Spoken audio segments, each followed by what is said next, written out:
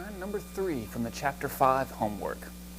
This problem reads, a local magazine is offering a $2,500 grand prize to one lucky winner.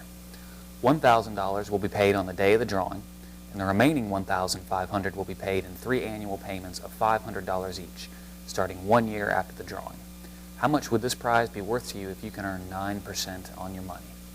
Okay, Chapter 5 is really using the exact same concepts that we started with in Chapter 4. Okay, we're really doing nothing more than finding the present value or the future value of now a series of payments rather than one lump sum at one point in time. We're discounting back and forth or compounding forward. We're going to have a series of payments, but really we're doing the exact same thing. And here's where knowing how to work your calculator is really going to save you a lot of time. So let's look at what this problem does. Okay, we draw a timeline to start out with to keep track of everything. We can see today at time period 0, the way this prize is going to pay out, it's going to pay $1,000 today. And then we go out to the end of year 1, which is this first tick mark. We're going to receive another $500. And then we go out to the end of year 2, which is the second tick mark here. We receive another $500. And then we go out another year at the end of year 3, and we're going to receive another $500. So there are really 2 obvious ways we can get at this problem. The first is we could use the techniques we learned from Chapter 4, and we could discount each $500 payment back to present value. Right? This would be 500 divided by 1 plus 0.09 raised to the 1, and we'd find a present value. Then we could take 500 divided by 1 plus 0.09 raised to the 2. That would discount it back to present value. And do the same thing with this 500, except it'd be divided by 1 plus 0.09 raised to the 3. And we get a present value. And then we just add all those present values up. Okay? We can do it that way. And that's in fact what we're going to make our calculator do for us. But since this is a stream of equal payments, meaning that we receive 3 $500 payments, these payments are exactly the same, we can take advantage of the time value keys on our calculator here, and we can save ourselves an awful lot of legwork.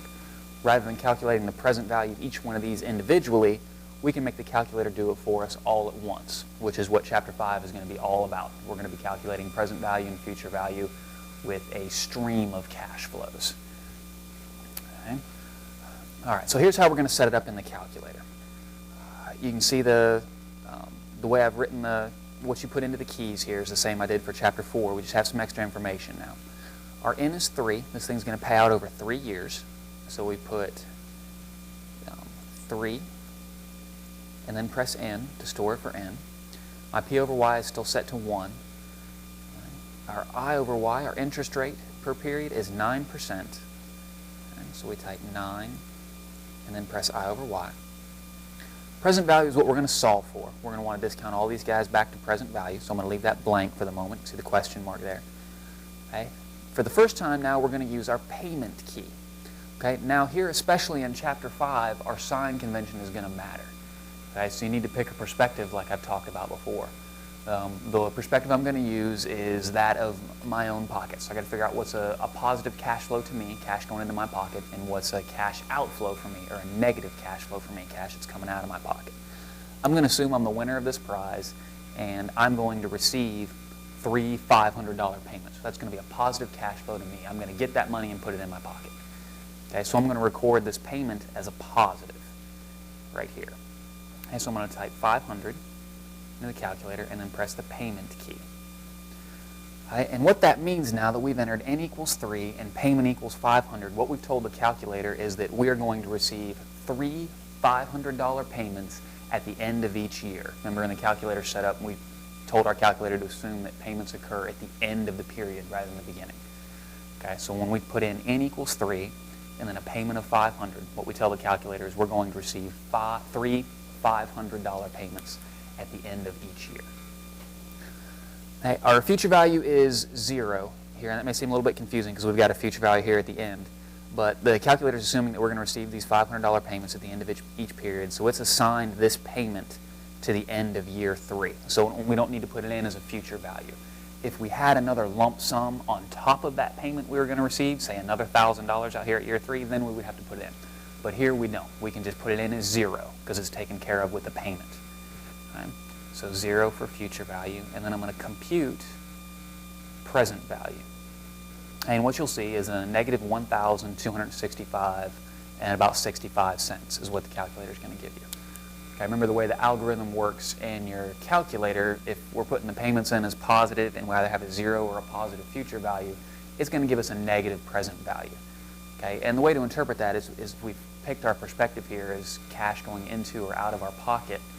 We would be willing to pay or shell out cash right now of $1,265.65, right? In order to pay, if this was an investment offered to us, we would put up that cash in order to buy the future payments of $500. Okay? Doesn't have a lot of application to this problem, but that's the interpretation when you see that negative sign, the way we put in the positive cash payments.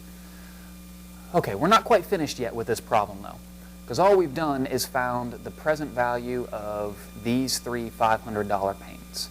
Okay, so that's these three question marks that are right here.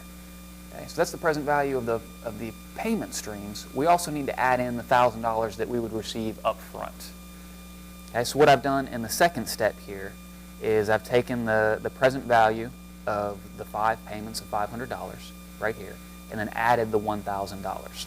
So if you've got this on your calculator, a quick and easy way to do that without rounding is just to hit the plus minus key and make that number positive and say plus 1,000 equals. Okay? And then we've got our total of $2,265.65. So that is the present value to you of that future series of cash flows, the $1,000 today plus the $500, 3 $500 payments each at the end of the next 3 years. Okay? So that is what this prize would be worth to us today if we can earn 9% on our money, where 9% is our discount rate.